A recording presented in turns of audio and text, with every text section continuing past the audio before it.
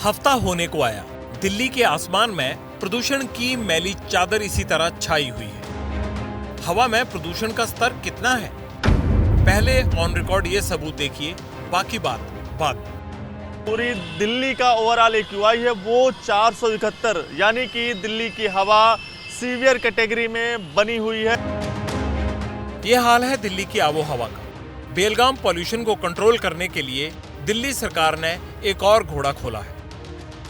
दिल्ली के अंदर दिवाली के अगले दिन 13 नवंबर से 20 नवंबर तक एक हफ्ते का जो है वो ऑड इवन फार्मूला जो है वो दिल्ली में जो है लागू किया जाएगा। उस एक सप्ताह के ऑड इवन की समीक्षा करके फिर आगे का निर्णय लिया जाएगा।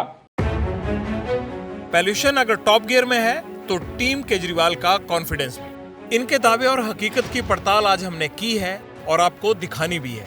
लेकिन ग्राउंड पर हालात कैसे हैं, पहले दिल्ली पुलिस का मीडिया को जारी ये बयान देखिए, जिसमें दिल्ली पुलिस आंकड़े गिनवा रही है। 1767 ट्रक रोके गए जो दूसरे राज्यों से दिल्ली में प्रवेश कर रहे थे। 150 HGV और MGV डीजल वाहनों को जब्त किया गया या उन्हें रोक दिया गया। 1296 वो डीजल गाड़ियां रोकी गई जो LMB BS5 कैटेगरी में थी। दिल्ली के अलग अलग बॉर्डर पर 20 टीमें तैनात हैं। ये टीमें दिल्ली ट्रांसपोर्ट डिपार्टमेंट के साथ मिलकर काम कर रही हैं। अब दिल्ली पुलिस से एक सवाल है, अगर प्रदूषण घटाने के लिए उसकी ये कसरत कारगर है तो पूरा साल लागू क्यों नहीं होती? बॉर्डर पर दिल्ली में घुसने वाले वाहनों की चेकिंग कितनी जोरदार तरीके से चल रही है, अब वो आपको दिखानी है। सरकार के दावे की पड़ताल करने हम उत्तर प्रदेश के गाजीपुर बॉर्डर पहुंचे। ये यूपी दिल्ली का बॉर्डर है। यहाँ से तमाम जो गाड़ियाँ हैं वो सीधे यहाँ से निकलकर राजधानी दिल्ली में प्रवेश करती हैं, लेकिन कहीं पर भी आपको कोई भी जो चेकिंग है वो आपको यहाँ पर नज़र नहीं आएगी। ये बड़ा सवाल यहाँ पर साफ तौर से सरकार के ऊपर खड़ा होता है कि सरकार की ओर से तमाम सारी जो पाबंदियाँ हैं प्रदूषण को कम करने के लिए वो भले ही लगाई जा रही हैं, लेकिन बॉर्डर पर ना ही कोई चेकिंग हो रही है, ना ही कोई अधिकारी यहाँ पर मौजूद हैं। धड़ल्ले से जो गाड़ियां हैं वो दिल्ली में एंटर कर रही हैं। यहाँ पर ये सुनिश्चित करने की कोई व्यवस्था नहीं है कि गाड़ी जो जा रही है वो BS3 है, BS4 है या BS6 है। ऐसे रुकेगा दिल्ली और NCR का प्रदूषण, बिना गाड़ियों को रोके।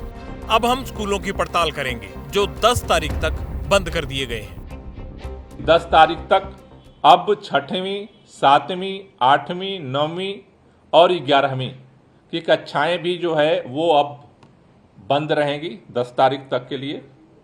10वीं और 12वीं की जिनके बोर्ड एग्जाम्स हैं उनकी कक्षाएं जो हैं उनको अलाउ किया गया है।